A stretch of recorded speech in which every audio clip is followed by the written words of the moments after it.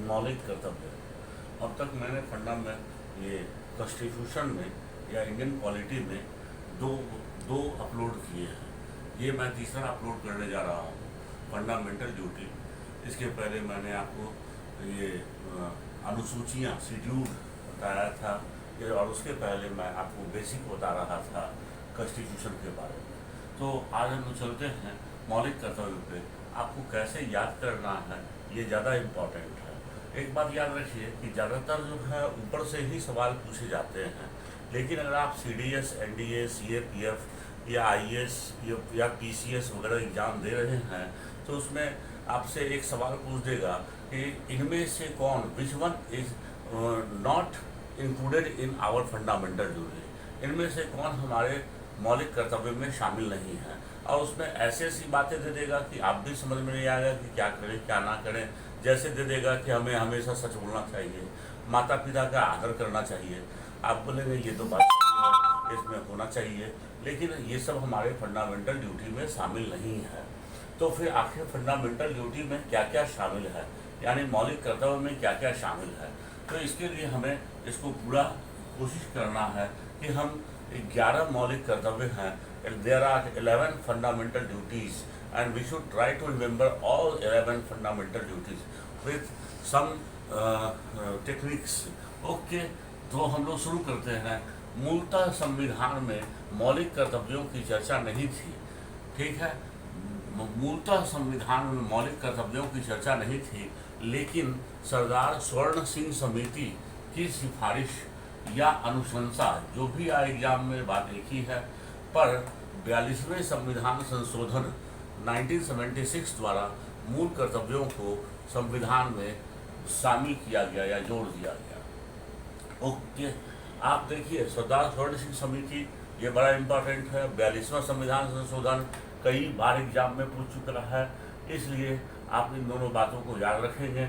उसके बाद देखिए इंग्लिश मीडियम में मैंने सोचा है अब से एक लाइन इंग्लिश, एक लाइन हिंदी, एक लाइन इंग्लिश, एक लाइन हिंदी मीडियम में मैं बताता चलूँगा, ताकि किसी भी मीडियम में तैयारी कर रहे बच्चे को कोई दिक्कत ना हो। तो आप देखिए इसी का मैं इंग्लिश कर रहा हूँ। Basically in our constitution fundamental duties were not discussed. मूलतः संविधान में मौलिक कर्तव्यों की चर्चा नहीं की गई थी, but on the recommendation of Sardar Swaran Singh committee by the 42nd constitutional amendment in 1976 it included in our constitution। एक पॉइंट जो है आपको ये याद कर लेना, ठीक। उसके बाद फिर हम लोग आगे बढ़ेंगे कि मौलिक कर्तव्य संविधान के भाग 4 क और अनुच्छेद 51 क में रखा गया है।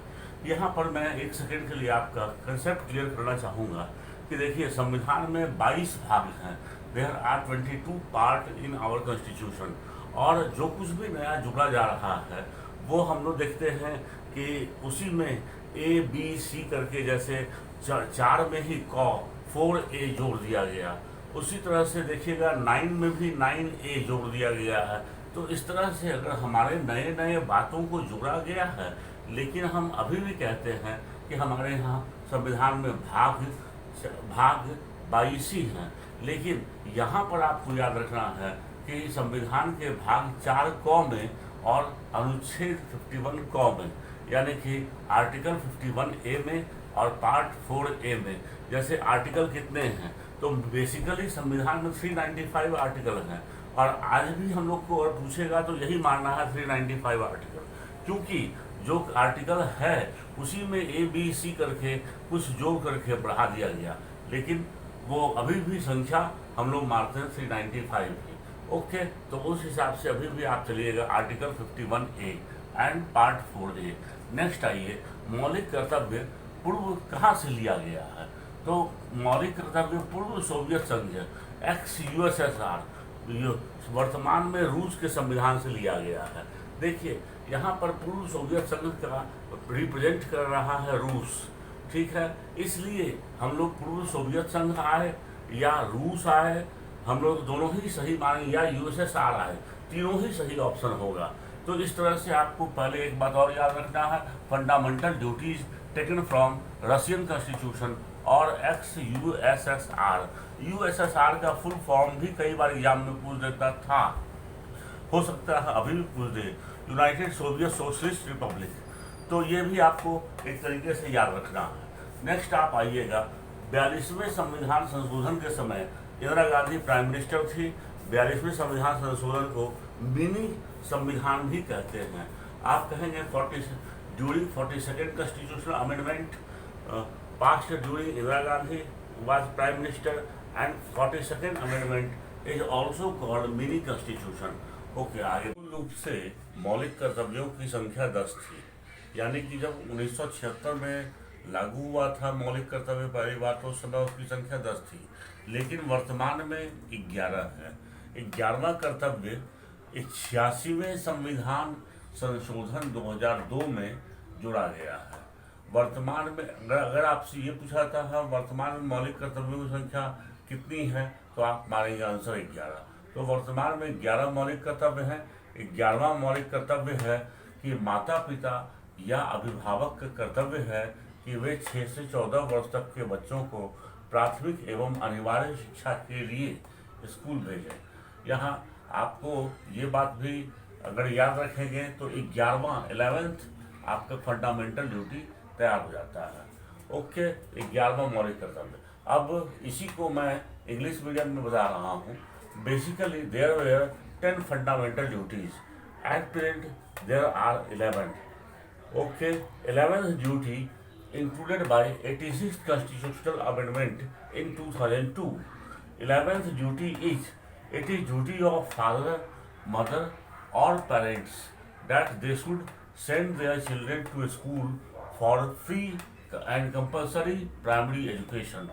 याद करने का, अब देखिए ये जो मैंने आपको बताया ये सारे और याद करने का तरीका भी आइए, तो मैं आपको पहले क्लियर कर देता हूँ कि आपसे एग्जाम में पूछेगा कि इनमें से कौन मौलिक कर्तव्य में शामिल नहीं है या इनमें से कौन कौन मौलिक कर्तव्य में शामिल हैं, विच one is not included in fundamental duty. और कई बार बहुत सारे मोरल बातें देता है, जैसे हमें हमेशा सच बोलना चाहिए, हमें अपना काम ईमानदारी से करना चाहिए, हमें दूसरों को कष्ट नहीं पहुंचाना चाहिए, अहिंसा का पालन करना चाहिए। तो ऐसे में लड़के सोचे रहते हैं कि इसको हम मौलिक कर्तव्य में रखें या नहीं रखें। इसलिए जरूरी है अगर आप CDS, NDA, CAPF, IAS और PSC की यानी PCS की तैयारी कर रहे हैं, प्रोविंशियल सिविल सर्विसेज की तैयारी कर रहे हैं, तो आपको 10 मौलिक 11 मौलिक कर्तव्य 1 by 1 करके याद करना होगा। लेकिन 11 मौलिक कर्तव्य याद कैसे हों, तो यहाँ पर सबसे बड़ी बात है कि 11th तो मैंने आपको बता दिया कि वो माता पिता और बच्चों का, माता पिता या अभिभावक का कर्तव्य है कि वे 6 से 14 वर्ष तक के बच्चों को प्राथमिक एवं अनिवार्य शिक्षा के लिए स्कूल भेजें। लेकिन बाकी 10 कैसे याद होगा, तो उस 10 को याद करने का तरीका जो मैंने बनाया है वो आप उसको अगर फॉलो करेंगे तो वो भी 10 याद हो जाएगा। जैसे आप सबसे पहले क्या करें, इसको फिर ये क्लास में डिवाइड करें। जैसे मान लीजिए रक्षा करें, इसको हम लोग कहेंगे इंग्लिश में टू प्रोटेक्ट और डिफेंड। ओके, अब देखिए 1 नंबर में देश की, तो देश की रक्षा करें, ये एक है आपका फंडामेंटल ड्यूटी। लेकिन यहाँ पे मैंने किया है देश की प्रभुता, एकता व अखंडता की, ये है पूरा देश की प्रभुता, एकता व अखंडता, ये है नंबर 2, यानी कि 2 मौलिक कर्तव्य आपके हो गए। तीसरा है प्राकृतिक पर्यावरण की, तो आपको एक पिन पॉइंट याद रहना चाहिए, प्राकृतिक पर्यावरण की रक्षा करें और उसका विकास करें, वो सब तो बात की बात है, लेकिन आपको प्राकृतिक पर्यावरण की रक्षा करें। और चौथा मैंने लिखा है सार्वजनिक संपत्ति की। इस तरह अगर आप रक्षा करें, याद कर लीजिए 4, और वो चारों 1 2 3 4, तो आपका 4 फंडामेंटल ड्यूटी तैयार हो गया। अब इसी को इंग्लिश मीडियम में टू प्रोटेक्ट और डिफेंड, उसके इसमें कंट्री ये बनाया मैंने 1, उसके बाद फिर sovereignty, unity and integrity of country ये मैंने बनाया 2, और ये नेचुरल एनवायरनमेंट ये बनाया मैंने 3, और चौथा बनाया मैंने पब्लिक प्रॉपर्टी, मैंने आप क्या कहेंगे इसको, सार्वजनिक संपत्ति। ओके, तो इस तरीके से आपको 4 याद हो गया। 4 और 1 पहले ही आप याद कर चुके हैं 11th, तो अब आपको 5 याद हो चुका है। अब आपको 6 और याद करने हैं। तो इसके लिए भी हम लोग और भी तरीका अपनाएंगे। और उसमें दूसरा देखिए, एक है कि आदर करें, पे रेस्पेक्ट। तो किसको आदर करें, ये सब एक ही है, ये सारा आदर करें। तो आदर किसका करें, ये संविधान का, संवैधानिक संस्थाओं का, राष्ट्रीय झंडा का और राष्ट्रगान का। Pay respect to constitution, constitutional institution, national flag and national anthem. लेकिन यहाँ पे ये चारों मिलकर के एक ही है, इसलिए ये आपको मौलिक कर्तव्य में याद रखना होगा कि ये 4 ऊपर में आप 4 किए थे और एक 5 कर लिया था, अब ये 6 नंबर का मौलिक कर्तव्य हुआ। तो इस तरह से पे रेस्पेक्ट वाले में एक ही मौलिक कर्तव्य है, कॉन्स्टिट्यूशन हो, चाहे कॉन्स्टिट्यूशनल इंस्टीट्यूशन हो, नेशनल फ्लैग हो, नेशनल एंथम हो, इन सब का हम लोगों को आदर करना है। ओके, ये जो है आपका हो गया पे रेस्पेक्ट। इसके बाद फिर हम लोग आगे बढ़ते हैं, विकास करें। ठीक, वैज्ञानिक। अब इसमें आपका विकास करें में 2 आपको फंडामेंटल ड्यूटी और याद हो जाएगा, जैसे वैज्ञानिक दृष्टिकोण एवं ज्ञानार्जन की भावना का। ठीक है, यहाँ पे वैज्ञानिक दृष्टिकोण एवं ज्ञानार्जन की भावना का क्या है मतलब, तो आपको पहले में ज्ञान को अर्जित करना, ये तो आप बिल्कुल सिंपली आप समझ सकते हैं। अब वैज्ञानिक दृष्टिकोण क्या है, साइंटिफिक अप्रोच का मतलब होता है, जैसे अगर मान लीजिए कोई बीमार पड़ गया तो आप ये नहीं कीजिए कि वो उसको भूत प्रेत या कोई ऊपरी हवा लग गई है। अरे भाई, वैज्ञानिक दृष्टिकोण से, साइंटिफिक तरीके से, भाई उसको बीमार पड़ा है, वायरल है, फीवर है, बैक्टीरियल हो सकता है, वायरल हो सकता है, या कोई भी कारण हो सकता है, तो इसको साइंटिफिक अप्रोच कहा जाता है। उसके बाद होता है नेक्स्ट आपको लोगों में समरसता एवं समान भ्रातृत्व की भावना का, इन दोनों का विकास करें। तो ये 2 और हो गया आपका। तो अब देखिए, इंग्लिश मीडियम में to develop scientific approach and knowledge, scientific approach and knowledge. Okay, second harmony and brotherhood among the people. Okay, उसके बाद नेक्स्ट आप आएंगे परिरक्षण करें। परिरक्षण करें, 2 बातों का आपको परिरक्षण करना है। क्या क्या भाई परिरक्षण करना है, तो हमारी गौरवशाली परंपरा और संस्कृति का। ओके, उसके राष्ट्रीय आंदोलन के दौरान अपनाए गए आदर्शों का। यहाँ पर हमारी गौरवशाली परंपरा और संस्कृति का मतलब क्या है, मतलब सीधी सी बात है कि जो हम लोगों की परंपरा चली आ रही है, जो ट्रेडिशन चला रहा है, वो हम लोग उसी पे गौरव करते हैं। यानी कि वो हम कहेंगे कि इसमें glorious tradition and culture. Okay, दूसरा राष्ट्रीय आंदोलन के दौरान अपनाए गए आदर्शों का।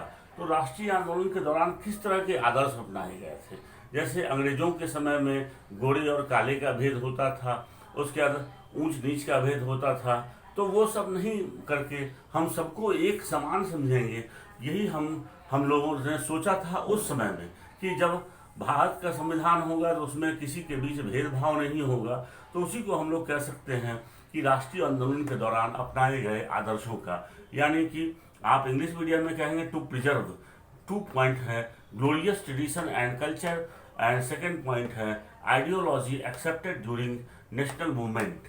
ओके, उसके बाद आइए आप, अब तक आपका 10 हो चुका है और ये 11th मैंने 11वां आपको याद करने से बस आपको सारा के सारा याद हो जाएगा।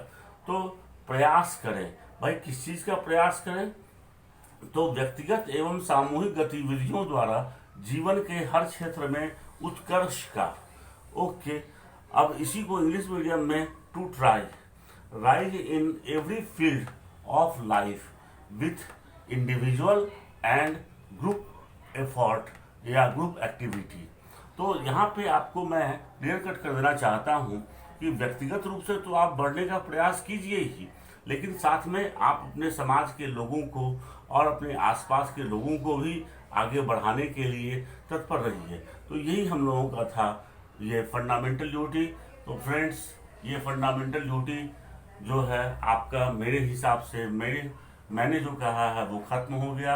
आप एनडीए, सीडीएस, सीएपीएफ इन सब की एग्जाम के लिए तैयारी कर रहे हैं तो आप बिल्कुल कीजिए, और 1 बाय 1। और मैं आपसे कहूँगा कि आप चाहे किसी भी, आप जहाँ भी आपको क्वेश्चन बैंक वगैरह मिलता है उसमें से आप प्रैक्टिस जरूर कीजिए, और आप कमेंट कीजिए कि आपके कौन से प्रश्न ऐसे थे जो आपको बनाते समय में नहीं आपसे बन रहे थे, जहाँ तक मैंने जो जो चैप्टर पढ़ा दिया है।